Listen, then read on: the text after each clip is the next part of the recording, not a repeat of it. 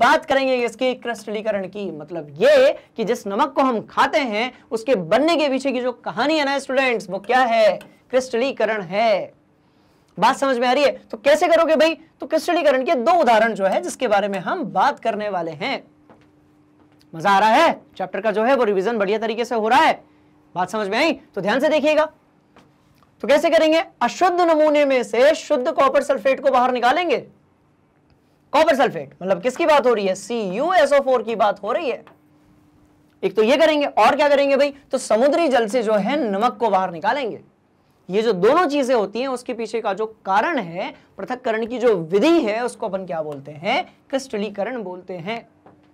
अच्छा, ये क्या है ना, ये 9th क्लास में छोटी कक्षाओं में आपने पृथक्करण की कुछ और विधियां पढ़ी होंगी, जैसे कि छानना, फिल्ट्रेशन, बीनना, ये सब देखा होगा। चलिए चलिए चलिए चलिए जल्दी जल्दी करते हैं। तो क्रिस्टलीकरण कैसे होगा भाई? तो देख लेते हैं, पहले क्रिस्टलीकरण समझ लेते हैं। यहां समझ लेते हैं क्रिस्टलीकरण, है ना? क्रिस्टलीकरण, ठीक है। मैं बहुत ज्यादा फ्लो में आ गया हूं, पर मेरे को भयंकर मजा आ रहा है और मेरे साथ साथ आपको भी मजा आ रहा होगा इस चैप्टर को खत्म करने में। स्टूडेंट्स, बात समझ में आ रही है तो ध्यान से देखिए। अब हम देखते हैं अशुद्ध नमूने में से शुद्ध कॉपर सल्फेट को प्राप्त कैसे करेंगे। तो उसके लिए क्या करना है आपको? बहुत सिंपल सी स्टोरी है। एक बीकर लीजिए, ले लिया आपने, थोड़ा सा पानी डालिए उसमें और यहां से डाल दीजिए आप कौन सी चीज भाई? तो कॉपर सल्फेट। क्या डाला आपने? कॉपर सल्फेट डाला। CuSO4 डाल दिया आपने यहां से सॉरी, कौन सी चीज डाल दी? तो कॉपर सल्फेट डाल दिया, ठीक है। अब जो कॉपर सल्फेट है ना, ये नीला होता है और ये कैसा है? अशुद्ध है। ध्यान से देखिएगा, ये कैसा है भाई? अशुद्ध है। पानी में डाल दिया आपने, दोनों का एक बढ़िया सा घोल बन गया। अब आप क्या करेंगे? ये जो इसमें जो एक्स्ट्रा पानी होगा उसको बाहर निकाल दीजिए और आप इसको 24 घंटे के लिए रख दीजिए, धीमे धीमे वाष्पीकृत होने में। 24 घंटे के लिए आप इसको रख ही दीजिए, बिल्कुल, ठीक है। तो क्या होगा कि जो जल होगा ना, ये यहां पर एक फिल्टर पेपर भी आप लगा दीजिए ऐसे, है ना, एक ऐसा महीन सा पेपर लगा दीजिए कि जल वाष्प उसमें से बाहर निकल सके। अब क्या होगा? देखो फिर से बताते हैं, थोड़ा सा फास्ट हो गया है भाई। कॉपर सल्फेट डाला, नीले कलर का है, कैसा है? अशुद्ध है। जल में मिलाया था, एक्स्ट्रा जो जल था उसको बाहर निकाल दिया आपने। अब ये हल्का हल्का जल है उसमें। अब आप इसको जब बहुत देर तक रख देंगे तो क्या होगा? जो जल है उसका वाष्पीकरण होगा, वो बाहर चला जाएगा। बचेगा क्या? थोड़ी देर बाद, थोड़ी मतलब 24 आवर्स बाद, 24 घंटे बाद, यहां पर जो है कॉपर सल्फेट जो है वो ठोस रूप में जम जाएगा, ठीक है। कैसा पाया जाएगा ये? तो भाई ये ठोस रूप में पाया जाएगा। कहने का मतलब भाई कैसा है? तो शुद्ध है। कहने का मतलब कैसा है? तो शुद्ध है। बात समझ में आ रही है? तो ये था आपका क्रिस्टलीकरण। इसका मतलब क्या हुआ कि पहले तो अशुद्ध था, धीरे धीरे जब वाष्पीकरण हुआ तो हमें उसका कैसा रूप मिला भाई? शुद्ध मिला। यदि ये पूरा शुद्ध नहीं है तो फिर इसी क्रिस्टल को हम थोड़ा सा गर्म करते हैं। कुछ ऐसी अशुद्धियां होती हैं जो पिघल जाती हैं, जैसे कि चीनी, तो बाहर निकल जाती है। तो ये कौन सा तरीका था भाई? क्रिस्टलीकरण। इसी तरीके से क्या बनाया जाता है? नमक। कैसे बनेगा? तो समंदर का जो पानी है, जो खारे पानी की झील होती है, उसका पानी को एक जगह जमा कर लीजिए, धीरे धीरे जो है उसका वाष्पीकरण होने दीजिए। पानी ऊपर चला जाएगा, नमक वहीं रह जाएगा, उसको फिर दोबारा से आप फिल्टर कर लीजिए, तो आपको क्या मिल जाएंगे? नमक के क्रिस्टल, ठीक है। तो ये था आपका क्रिस्टलीकरण। कहानी समझ में आ गई? ध्यान से देखिए। अब क्रिस्टलीकरण तो पढ़ लिया, अब हम देखते हैं कि भाई जल का शुद्धिकरण कैसे होता है। मतलब ये कि आपने नमक में से कपूर बाहर निकाल लिया, वायु में से ऑक्सीजन बाहर निकाल लिया, अब देखते हैं कि जल में से गंदगी कैसे बाहर निकलेगी। बात समझ में आ रही? तो इस चीज को आप बहुत अच्छे तरीके से 6th-7th क्लास में पढ़ चुके हैं। याद कीजिए, प्यासे कौए की कहानी। एक मटका था जिसमें बहुत कम पानी था, पर हम उस कहानी पर नहीं जाएंगे। हम वहां से सिर्फ एक किरदार लेंगे और वो है मटका। और हम एक मटका नहीं लेंगे स्टूडेंट्स, हम 3-4 मटके लेंगे, ठीक है। तो ध्यान से देखिएगा। एक मटका ये बनाया मैंने, उसके बाद एक मटका और बनाया मैंने, उसके बाद एक मटका और बनाया मैंने, ठीक है। उसके बाद सॉरी, एक मटका और बनाया मैंने। ये सारे मटके रख दिए मैंने। अब क्या करते हैं? हर मटके में एक छिद्र कर देते हैं, यस और नो। ध्यान से देखो, ये कर दिया छिद्र, हर मटके में छिद्र कर दिया, ठीक है। हल्का सा बिल्कुल कि पानी जो है थोड़ा सा रिस सके, ऐसा नहीं कि फोड़ ही दिया बिल्कुल। कौन छिद्र करता है, सर फोड़ ही देते हैं ना, मजा आता है ना। आप लोगों को ऐसे ही रहता है, हम टीचर्स का भी ऐसे रहता है जब हम लोग स्टूडेंट थे। कहानी समझ में आ रही है? तो भाई इसमें क्या डाल दिया, इसमें डाल दिया आपने बजरी डाल दी, कोयला डाल दिया, इसमें और भी ऐसी बहुत सारी चीजें डाल दी, रेत डाल दी, इसमें और भी ऐसी बहुत सारी चीजें डाल दी। तो जब आप ऊपर से पानी डालोगे, कैसा पानी डालोगे भाई? पानी है आपका, कैसा है? तो गंदा है, तो ऊपर से गंदा पानी डाला। यहां पर आपको कैसा पानी मिलेगा? शुद्ध पानी मिलेगा। तो कैसा मिलेगा? शुद्ध मिलेगा। तो क्यों हुआ भाई ऐसा? क्योंकि इसी को तो हम कहते हैं पृथक्करण या फिल्ट्रेशन। कचरा, फूल, पत्ती, जो भी चीजें थी वो ऊपर वाले मटके में रुक गई। उसके बाद धूल के कारण है ना, ये यहां पर कोयला था, कोल डाल दिया था आपने, धूल के जो कण थे और भी बहुत सारी चीजें, जैसे कि कुछ केमिकल्स हो सकते हैं, कुछ ऐसी महीन मिट्टी जो हो सकती है वो इस यहां पर रुक गई।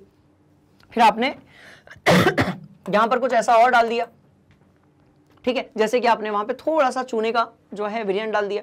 तो उससे क्या होगा कि आपके जो वो माइक्रो ऑर्गेनिज्म है, बैक्टीरिया जैसी जो चीजें हैं, वो यहां पर रुक गई। तो यहां पर आपको शुद्ध पानी मिलेगा। हाँ, बहुत ज्यादा पीने लायक नहीं होगा, बट तुलनात्मक तरीके से वो उसको मत पीजिए।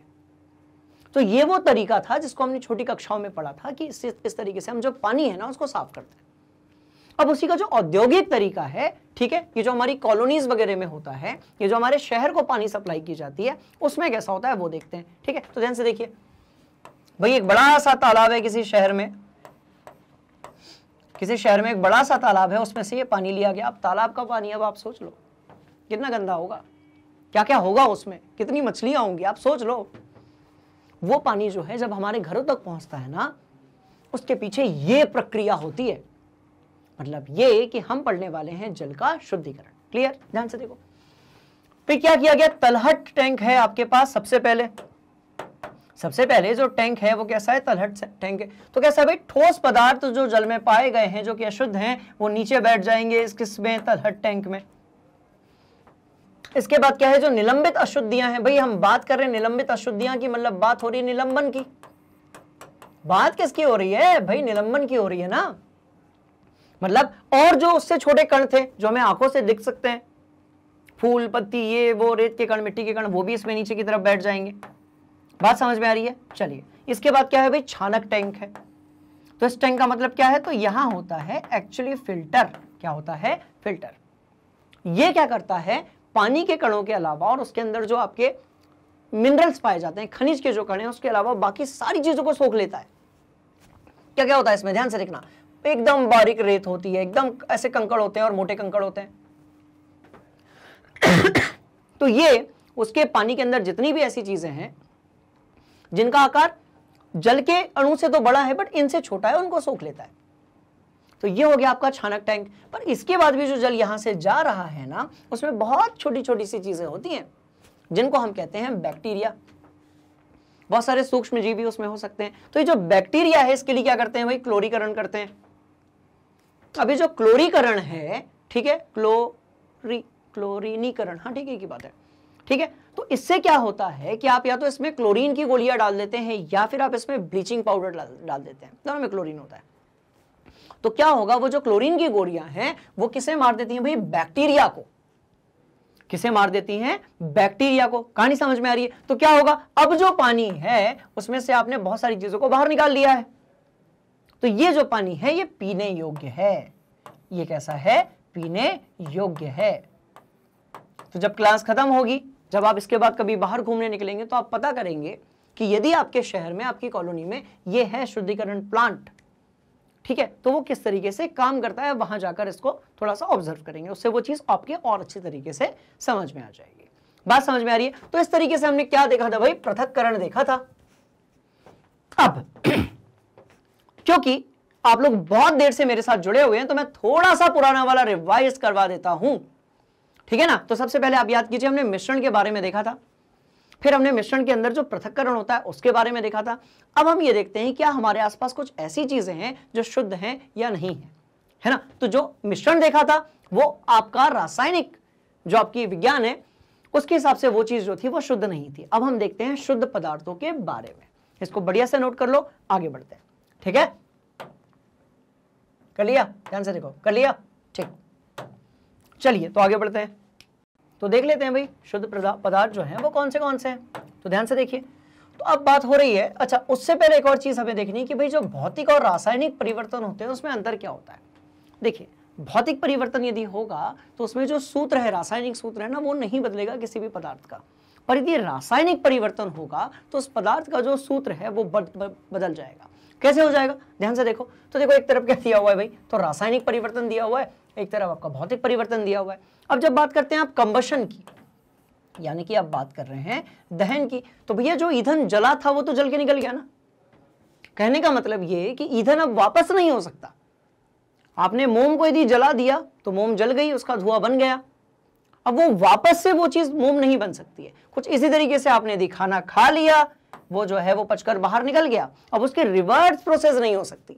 तो इसका मतलब ये हुआ कि जो केमिकल चेंज होते हैं या फिर आपके रासायनिक परिवर्तन होते हैं वो दोबारा से वापस उसको आप परिवर्तन नहीं कर सकते। लोहे में यदि एक बार जंग लग गया तो जंग लग गया, अब लोहा जो है वो वापस से वैसा नहीं हो सकता जैसा वो था।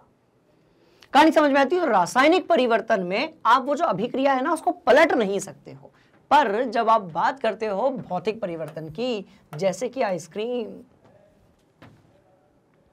आइसक्रीम थी, पिघल गई, ठीक है, आप उसको वापस से जमाने की चाहेंगे तो वो वापस से जम जाएगी, मतलब ये उसकी जो रासायनिक सूत्र है उसमें कोई भी परिवर्तन नहीं आएगा। कुछ इसी तरीके से क्या है भाई ध्यान से देखिए, बॉइलिंग की बात हो रही है, तो आपका जो जल है यानी कि H2O वो कौन सी अवस्था में पाया जाता है, तो भाई द्रव अवस्था में पाया जाता है। अब यदि आपका जो जल है